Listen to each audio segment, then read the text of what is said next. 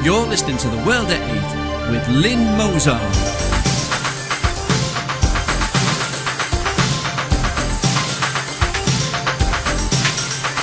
The World at 8, the number one in nationalist news. Highlights of the news today, Monday, 10th of November 2014. UK counter-terrorism police carrying out 100 operations per week in a bid to stave off Islamic State terror and beheading plots. Shocking hotel footage captures moment girl aged 13 is lured into room to be raped by paedophiles. Swedish police release extensive report detailing control of 55 no-go zones by Muslim criminal gangs. An insight into the world of Ebola with ImNoKuffar. Muslim Sharia law in the United States. Alabama bans foreign laws in Constitution Amendment. Thought for the day, if you thought it bad now, just wait. And finally, dancing with Islam. UK news. UK counter-terrorism police carrying out 100 operations per week in a bid to stave off Islamic State terror and beheading plots. From the UK's Daily Star, specialist police internet experts have removed 51,000 illegal and deeply damaging websites aimed at recruiting jihadists. They are now shutting down 1,000 sites a week showing beheadings, torture and suicide bombings in a bid to lure Islamic extremists to the Middle East with the prospect of martyrdom. Police revealed that they were probing the disappearance of 66 people reported missing by relatives who fear they have travelled to Syria to join ISIS. Intelligence agencies estimate the authorities have not been told about the 500 more who have also made the trek. Scotland Yard Assistant Commissioner Mark Rowley, National Policing Lead for Counter-terrorism, said he was running exceptionally high numbers of investigations, the likes of which we have not seen for several years, if ever. He added, against an increasing operational tempo, we are disrupting several attack plots a year. These plots are of varied sophistication, from individuals planning to carry out spontaneous yet deadly attacks to more complex conspiracies. Almost all seemingly are either directed or inspired by terrorism overseas. The volume, range and pace of counter-terrorism activity has undergone a step change. Public safety is our number one priority, and we will always focus our disruption activity against those posing the greatest and most imminent threats. World at 8. You should have kissed goodbye to public safety as soon as you let the parents of these retards in years ago. You shall reap what you sow. Shocking hotel footage captures moment girl aged 13 is lured into room to be raped by paedophile. The Scottish Daily Record publishes video still of the sickening moment a brutal paedophile puts the finishing touches to grooming a vulnerable 13-year-old girl. The bewildered runaway has already been picked up off the street by 3 other cunning perverts who passed her from one to the other. Now the youngster is in the hands of evil Shakir Rahman, who kisses and hugs her at a hotel reception desk before leading her willingly away to a room. But minutes after this CCTV footage was filmed, she was held down on the bed and raped by Rahman, 26. He then made his way for Mohammed Shapal, 22, who also had sex with her in the same room. But the chilling truth behind her case is now revealed by one of the senior police officers who interviewed her. Superintendent Matt Fenwick said, "She has properly been groomed and believes they love her. We know she is a victim, but she doesn't know she's a victim. She is definitely not in victim mode." He said paedophile targets like her find it an exciting thing to do. They're mixing with older men. They perceive they are having a good time. The Rotherham scandal broke after BBC had filmed Marta's case. A report said victims were ignored by social workers and police. Deputy Chief Constable Andy Holt says lessons have been learnt. He admitted 10 years ago police would have simply returned a runaway like Marta to her parents or social services. He said, "These days I think we recognise the phenomenon that actually sometimes the victims don't recognise themselves," he added. World at 8. Once again the establishment are putting the onus on the victims. It is these evil Muslims actually doing the deed. She's a child, for God's sake, not a seasoned prostitute. Whether she likes it or not is immaterial to the morals of the entire sordid business, which provides money for terrorism as well as local communities. European news. Swedish police have ceded control over 55 no-go zones to predominantly Muslim criminal gangs. An extensive report mapping out 55 no-go zones was released October the 24th, showing where law enforcement has all but handed control to criminal gangs. Officers frequently face outright attacks when trying to enter the areas, which is a step up from the previous problem with attacks on mailmen, fire trucks, ambulances and similar services. Fire trucks and ambulances had to wait for police escorts to enter the areas, but now the police themselves need protection. The no-go areas heavily coincide with the map of the 186 exclusion areas, aka crowded, predominantly Muslim immigrant ghettos, where education is low, employment is lower and the only local business thriving is drug dealing. As the real law backs away, organised crime emerges to take its place. The police reports notes a wider clientele in the areas are increasingly turning to the criminal authorities for justice in a Godfather-like fashion. Unofficial courts and punishments are often meted out according to the codes of the home cultures of the dominant gangs. The report also points out that there are vehicle checkpoints at the borders of some of these areas. The bad news is, it's not the police doing them, it's the gangs securing home turf against law enforcement and rival gangs. The gangs try to keep a semi-low profile in many areas so as not to interfere with the business of dealing drugs, protection rackets and similar illicit activity. Others seek active confrontation with police to establish absolute dominance. A pair of policemen in May were in pursuit of a suspect and unwisely entered the no-go zone of the southern city of Landskrona. Their car was rammed and the officers were forced out of the car. They were cornered by a crowd of some 50 hostile thugs and drew their weapons to hold them back and called for immediate backup. Several nearby patrol cars responded to the call and sped towards the scene, only to be ordered to stop half a mile away just outside the no-go border. The police commander didn't send the backup units in, fearing escalation and all-out war. The cornered police officers were left to fend for themselves. As luck would have it, one of the officers knew a few residents who interfered and convinced the thugs to let them leave. In response to these no-go zones, the Swedish police is expanding its soft approach of dialogue and understanding. After the extensive 2013 Stockholm ghetto riots with hundreds of burnt cars and buildings, police responded by mostly staying away and sending forth special dialogue officers to grill halal hot dogs with the miscreants and make them see the errors of their ways. I can't read this, it's too much. Oh dear. Starting next year, the Stockholm Police Academy will be moved to Sonderhorns Högskola, where the new curriculum will be progressive, with more focus on cultural sensitivity, ethical awareness, gender issues and more. The aspiring police officer will achieve greater understanding of the intercultural perspective. Gang rape, gang violence, rape, daily arson, bank robberies, gun-fueled shootouts, drug peddling and human trafficking has become very common in Sweden, a country where crime was rare pre-Muslim immigration. World at 8. What you see is what you get. Very WYSIWYG. Only European fools would think that Muslims would behave like Jews. That is, keeping themselves to themselves. Islam is not like that at all. Spread and dominate is the world of Allahu Akbar.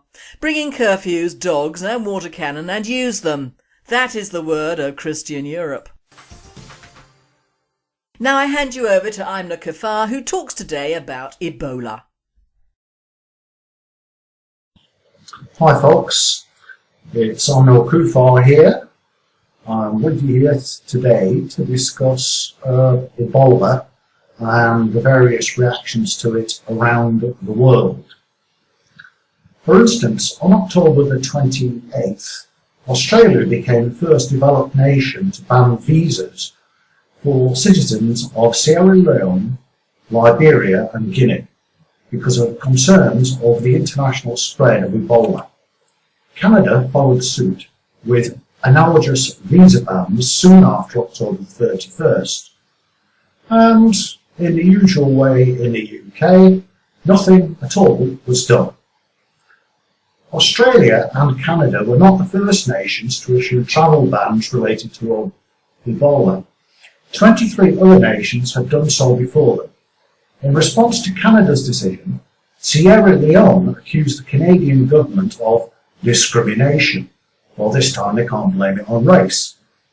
Apparently, discrimination on the basis of causing a potential global health catastrophe is a valid concern in geopolitics. That's according to them. Maybe Sierra Leone can file human rights complaints against Canada with the UN, whose Human Rights Council is headed up by such notable human rights advocates as Algeria, Benin, Botswana, Burkina Faso, China, Congo, Cuba, Ethiopia, Gabon, Kazakhstan, Kuwait, Namibia, Russia, Saudi Arabia, there's one to think about, Sierra Leone itself, the United Arab Emirates, Venezuela and Vietnam. These nations will undoubtedly conduct an impartial investigation. And has Sierra Leone accused all the other nations with Ebola travel restrictions of discrimination, or just Canada? That would be very interesting to know. The whole issue of Ebola has become politicised along the lines of the equally erroneous climate change debacle. Following the moves by Australia and Canada, many in the centre and left portions of the political spectrum came out with scathing criticism. Words such as cowardly and despicable were thrown around, along with allegations that there was no science to support the decision. On the contrary, the criticisms exposed how a number of pundits do not understand the difference between science and policy, and how lack of knowledge in itself supports the decisions made by the Canadian and Australian governments. Arguments have been raised that travel bans will make the Ebola epidemic worse. These allegations have no merit. An effective travel ban could halt the spread of the disease. But, as we all know, a truly effective travel ban is almost impossible short of a full military lockdown on national borders, given the nature of international travel today. International travel bans are the macro-scale equivalent of the same travel bans and quarantine procedures we have in a healthcare facility when a patient has Ebola. In this case, what is sensible policy at the micro scale is equally sensible at the macro scale, unless of course we want to import Ebola. Given the way that immigration is going, we may have no choice in this matter anyway, as many people come into this country and are not checked. Many people go into other nations and are not checked, and I think that there will be an outbreak sooner or later, a major outbreak of Ebola in one Western country or several in a short period of time. Now, coming back to the health aspects, we do not allow just any individuals to go into and out of an Ebola victim's hospital room. Only healthcare professionals with appropriate training and protections are allowed to enter and leave. The same reasoning applies to geographic regions such as West Africa. The key word regarding travel bans is effective. Individuals can and do lie about their prior travel routes and destinations in an attempt to get round travel bans, as was apparently the case with an Ebola victim in Texas. The correct policy response is not to say travel bans are worthless or even damaging. It is instead to institute better tracking mechanisms for international travel so that arrivals cannot claim they are not in or around a problem region. Another reason given against travel bans is that the responses to humanitarian crises are not well-organised affairs. So, we should draft incoherent policies based upon even greater incompetence. Of course not. Perhaps the correct answer is for the medical community to pull itself together and to respond to the Ebola crisis more coherently.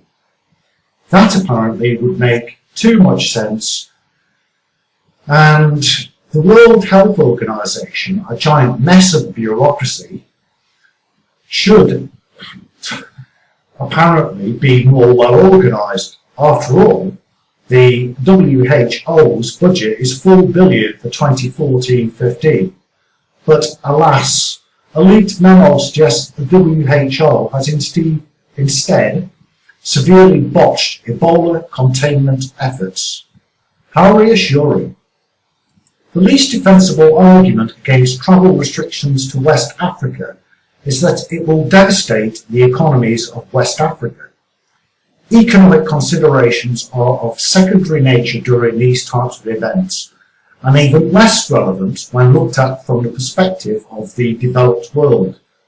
If Ebola becomes established in the West, the economic devastation will eclipse anything possible for the tiny economies of West Africa by orders of magnitude. Nations and nation-states must look out for their own national interests first and foremost. International concerns are secondary. Where national and international concerns coincide, policy decisions are relatively easy. When they do not, as may be the case with Ebola, political leaders are obligated to place priority on domestic interests. Canada and Australia have done this, but not the UK and not many other European nations. If West Africa must be sacrificed to relatively minor economic devastation in order to prevent a far greater level of economic devastation in developed nations, so be it. This is not being inhumane. It's not a policy of I'm all right, Jack. It's a policy of self-protection and the protection of those people in that nation. Overall, as the New Yorker points out, we know very little about Ebola. The Washington Post tells us that airport Ebola screenings are largely ineffective. Ebola has a 70% mortality rate, placing it above bubonic plague, tuberculosis and avian flu, and just below untreated HIV and untreated rabies.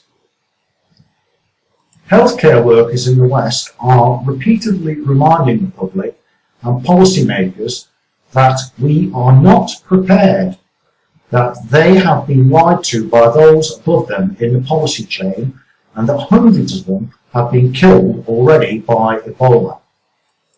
The head of the Red Cross has stated that the threat of a global health catastrophe from Ebola is real. Oxfam is warning that Ebola could be the definitive humanitarian disaster of our generation. The WHO is ordering 3 million hazardous material suits from China for healthcare workers and patients to meet demand over the next 9 months. Ebola may be mutating to become more contagious. The most recent data indicates the number of reported cases has increased by more than 30% over a 4-day period, and the number of actual cases may be much higher. Thus, the science around Ebola is far from settled, and we know far less about Ebola than we need to. What we do know is troubling. It is both what we do and don't know about Ebola that makes travel restrictions supported by the state of the science, despite the contrarian claims of the political left. It is also interesting to know how some policymakers on the left advocate the use of the precautionary principle for some topics, but not others. Nothing to see here. Everyone just move along. On a final note, I would just like to say The World at 8 is also available on YouTube, and this is for those of you who do not use Facebook or tweet. Thank you. Thank you, ImNoKuffar. I'm so glad you're back again. World news. Muslim Sharia law in the United States. Alabama bans foreign laws in Constitution Amendment. Some Islamic groups feel a recently passed Alabama constitutional amendment that banned foreign laws was an indirect attack on Muslims' Sharia law. Attorney Eric Johnson denies this is the case, but also argues that Islam's Sharia law violates women's rights. In a related report by the Inquisitor, some Muslim groups were demanding that welfare be free of pork products in order to meet the demands of the Islamic halal diet. There's also a rumour going around that polygamous Muslims in the United States are allowed to have up to 4 wives on welfare at a time. During the recent 2014 elections, Alabama passed the American and Alabama Laws for Alabama Courts Amendment, which was described by Lieutenant Governor Kay Ivey in a press release. Amendment 1 relates to the application of foreign law during the legal process involving an Alabama citizen. Foreign law refers to the laws of other countries or cultures. Currently, judges or other legal authorities discern whether foreign law is applied. Amendment 1 will create constitutional protection that foreign law is not applied if it violates the guaranteed rights of Alabama citizens. Prior to the passing of this law, Ashfaq Tawfiq, president of the Birmingham Islamic Society, claimed the amendment was written to prevent Muslims' Sharia law from being implemented in the United States. It's aimed at Islam, that's what its origination was from. There is no evidence of Muslims ever asking for Sharia law to be implemented in American courts. We practice within the law of our country, that's just fear-mongering. Other critics complained that the new law may interfere with foreign marriages and adoptions. Eric Johnson told al.com that this was not the case. Your constitutional rights are not affected by it, Johnson said. We've got a religious freedom amendment in Alabama. All it says is pay attention to the religious freedom amendment. Women's rights are compromised by Sharia rights if a lawyer in a custody case says Islam requires you to do this. It's a help to judges, it doesn't create any new laws. If you get married outside the country, that marriage is going to be recognised. If you go to Russia and adopt a child, that adoption is going to be recognised. That was a red herring to scare people away. Although Johnson does not like Muslim Sharia law, he believes his approach will protect people's rights and liberties and says the constitutional amendment was intended merely as a reminder to the judges that we need to stick to Alabama's laws and public policy. World at 8. Well, in the UK we have Muslims with 4 wives all on welfare and it's business as usual for us.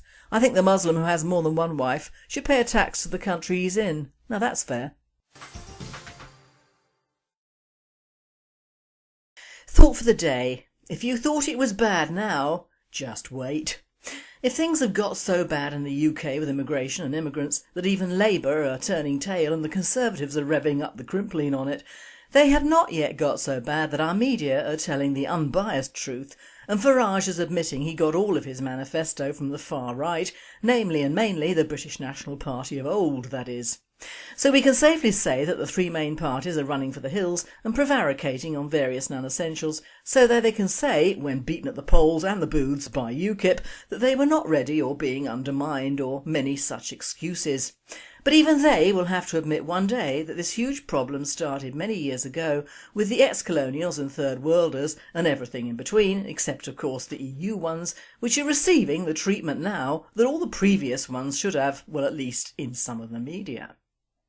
So we have it in for the EU migrants. Well, they are fairly safe as many are white and Christian, but of course a goodly and increasing proportion of those who are not Romas are not white and not Christian. And this is ignoring, which the media do, the fact that EU migrants who come in through the Schengen area can be African, North African or Arab.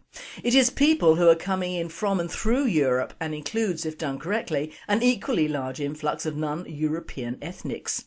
Thus, I quote, the border-free Schengen area guarantees free movement to more than 400 million EU citizens as well as to many non-EU nationals. Today the Schengen area encompasses most EU states except for Croatia, Cyprus, Ireland and the United Kingdom. Of non-EU states, Iceland, Norway, Switzerland and Liechtenstein have joined the Schengen area. If any person, irrespective of nationality, may cross the internal borders without being subjected to border checks. However, the competent national authorities can carry out police checks also at internal borders and in border areas, provided that such checks are not equivalent to border checks. Note the term competent. So now, apart from being flooded in the last 40 years with Asians of every sort and description and Africans and more, we now have the pleasure of more of them plus accompanying hordes of Eastern Europeans settling down here. Now, there was some talk of EU migrants bringing in around £4.5 billion in revenue and taxes over a certain period. Now that may well be right, but they are taking out of the NHS and the educational facilities as most, if not all, breed. They also occupy space on a small island and, like the Muslims, not for them the packed houses full of relations and servants as in the Chinese communities, but they demand and get houses because of their lack of status, supposedly. Now, if you or I were to get on a boat and go to, say, Poland or Saudi with our families, have a guess at what would happen to us. Answers on a postage stamp, please. So this Schengen Treaty favours those who don't favour their own country. It isn't good enough for them, but at a pinch the UK does very well, doesn't it? They interviewed on one news programme a very good-looking Polish girl who came over with nothing and now owns 3 shops. Now, jealous I may be, but how the hell does a penniless, albeit attractive girl after 5 years own 3 shops? Answers also on a postage stamp, please. That is, while our own slags are giving blowjobs to Muslims for free chips, and who has the most brains out of that one? Again, answers on a postage stamp. We are also running out of sandwich makers, my. In my day, sandwich makers were mothers for their kids. A sandwich was not considered adequate fare for anything other than a very lowly office worker. Even the lorry drivers had roadside caifs.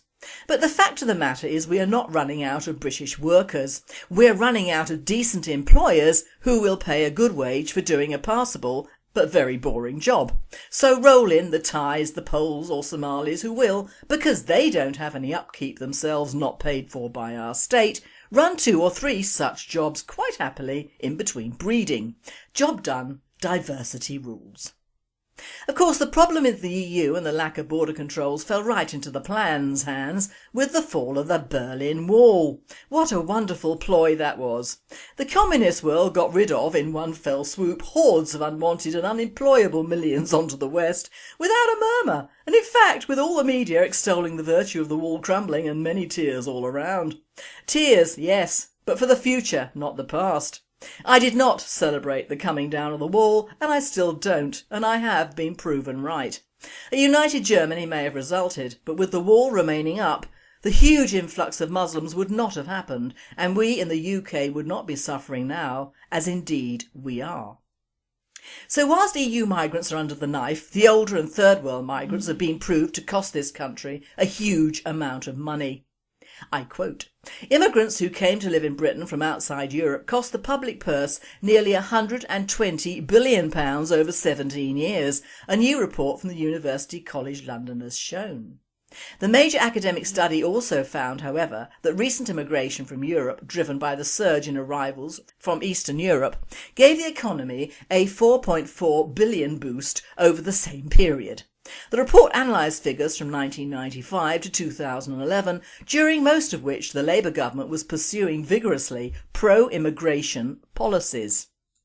It found that migrants from outside the European Economic Area, the EEA, made a negative contribution to the public purse of £117.9 billion because they consumed more in public expenditure, including NHS costs, welfare handouts and education, than they contributed in taxes. Sir Andrew Green, chairman of Migration Watch, said the report confirmed the huge cost of immigration. As for recent European migrants, even on the author's own figures, which we dispute, their contribution to the exchequer amounts to less than £1 a week per head of population, he said. David Green, director of Civitas, said the new report suffered from a shallow focus which misses out on some vital costs. Between 1995 and 2011, the foreign-born population in the UK doubled from 3.5 million to about 7 million. Meanwhile, a separate study published by the Office for National Statistics exposed the full extent of language ghettos in this country. New analysis of the 2011 census showed that around 90% of elderly Bangladeshi-born women living in the UK cannot speak English. And almost 4 in 10 Chinese-born migrants who settled in the UK more than 30 years ago had no English.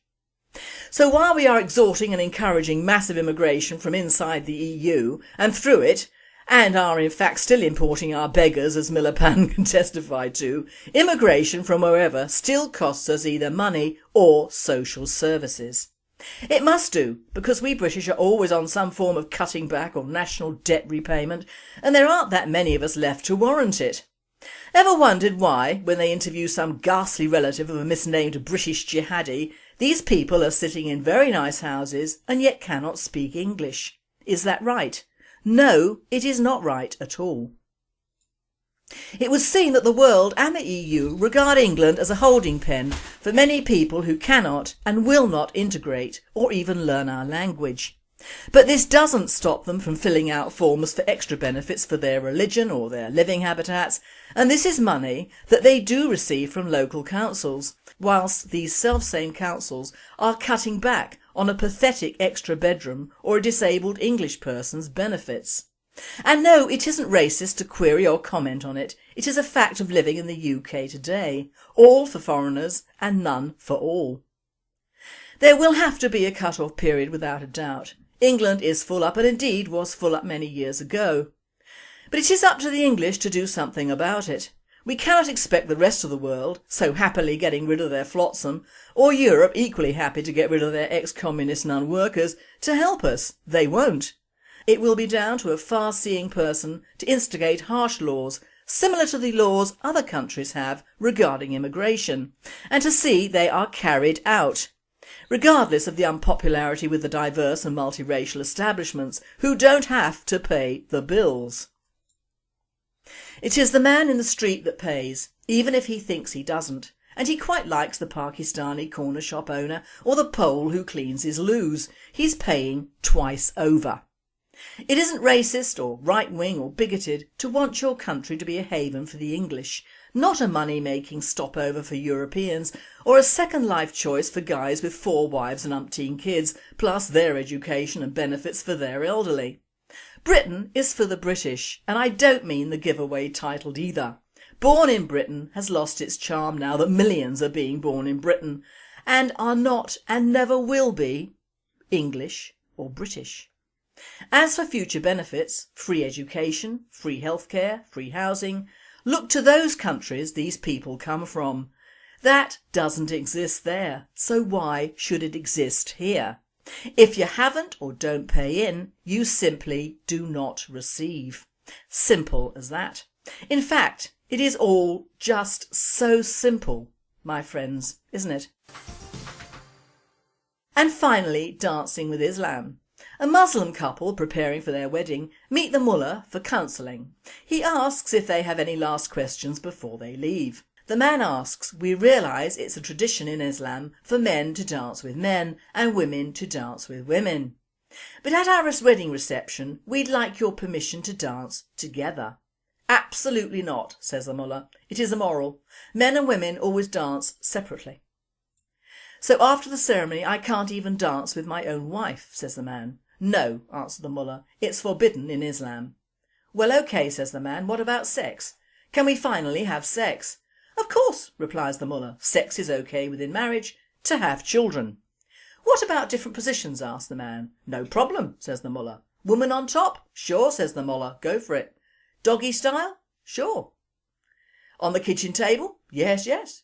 "Can we do it with all my 4 wives together on rubber sheets with a bottle of hot oil, a couple of vibrators, leather harnesses, a bucket of honey and a porn video?"